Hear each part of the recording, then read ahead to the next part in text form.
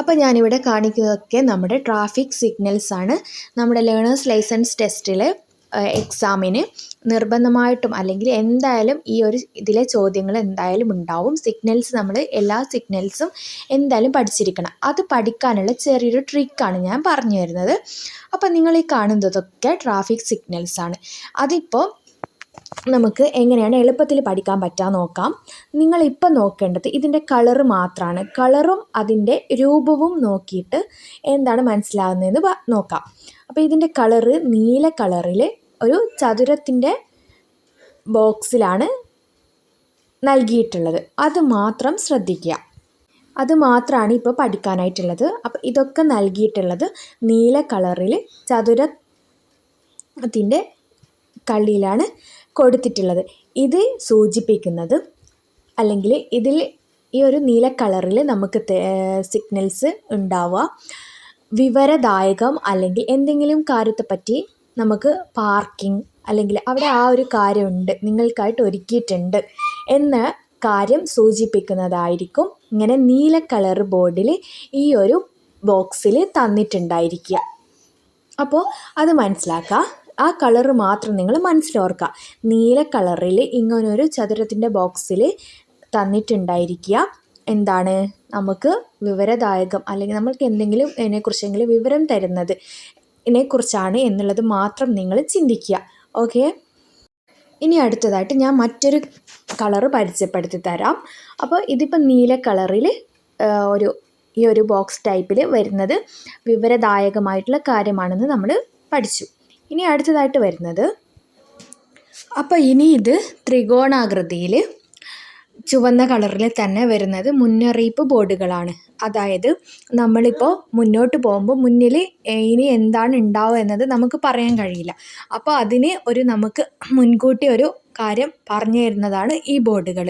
ഇപ്പോൾ നമ്മൾ റോഡിൽ ഇങ്ങനെ വാഹനത്തിൽ സഞ്ചരിച്ചു കൊണ്ടിരിക്കുമ്പോൾ മുന്നിൽ റോഡിൽ വളവുണ്ട് അല്ലെങ്കിൽ സ്കൂളുകളുണ്ട് എന്നൊക്കെ നമുക്ക് അറിയിപ്പ് നൽകുന്ന സൂചനാ ബോർഡുകളാണ് ഇതൊക്കെ. ഇനി മറ്റൊരു ഇമ്പോർട്ടൻ്റ് ആയിട്ടുള്ള കാര്യമാണ് ഈ ഒരു പോലീസ് ഹാൻഡ് സിഗ്നൽസ് നൽകുന്നത്. ഇതും നിർബന്ധമായും നമ്മൾ പഠിക്കാനുള്ള കാര്യങ്ങൾ തന്നെയാണ്.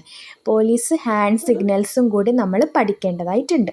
അപ്പോൾ നിറം വെച്ചും ആകൃതി വെച്ചും പിന്നെ ഇങ്ങനെ ഹാൻഡ് എന്താണ് ചെയ്യുന്നത് എന്നുള്ളതും കൂടി പഠിച്ചു കഴിഞ്ഞാൽ നമുക്ക് ഈസി ആയിട്ട് പിന്നീട് അടുത്ത ഘട്ടം നമുക്ക് പഠിക്കാൻ വേണ്ടി സാധിക്കുന്നതായിരിക്കും.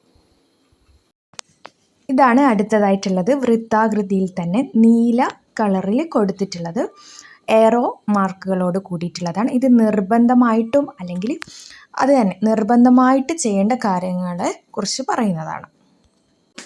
ഇത് നിങ്ങൾ കണ്ടില്ലേ, വൃത്താകൃതിയിൽ തന്നെ ചുവന്ന കളറിൽ ഒരു ക്രോസ് മാർക്കോട് കൂടിയിട്ടുള്ളതാണ്. ഇത് വന്നിട്ട് പറയുന്നത് നിരോധിച്ചിരിക്കുന്നു അല്ലെങ്കിൽ പ്രവേശനമില്ല എന്ന കാര്യത്തെ സൂചിപ്പിക്കാൻ വേണ്ടിയിട്ടാണ് ഇങ്ങനൊരു സൈന് കൊടുത്തിട്ടുള്ളത്. അപ്പോൾ ഇതാണ് നമ്മൾ നിറവും അതിൻ്റെ രൂപവും മനസ്സിലാക്കി കഴിഞ്ഞാൽ നമുക്ക് ക്വസ്റ്റ്യൻസ് എളുപ്പത്തിൽ തന്നെ പഠിക്കാൻ വേണ്ടി പറ്റും. അപ്പോൾ ഞാൻ വ്യക്തമാക്കിയിട്ട് പറഞ്ഞുതരാം.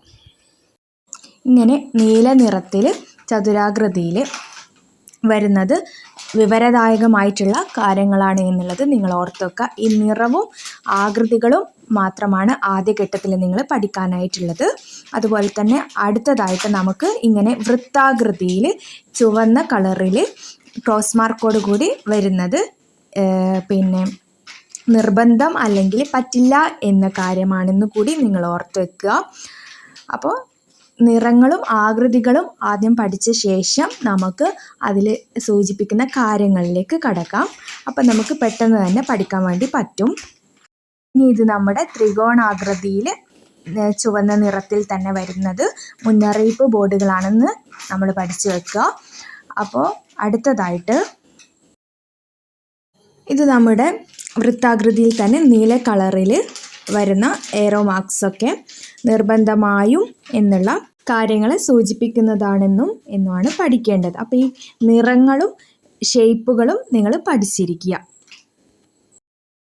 ഈ 4 നിറങ്ങളും ഈ 4 ആകൃതികളും നിങ്ങൾ മനസ്സിരുത്തി ആദ്യം പഠിക്കുക. അതിനുശേഷം പഠിക്കാൻ വേണ്ടി തുടങ്ങുക.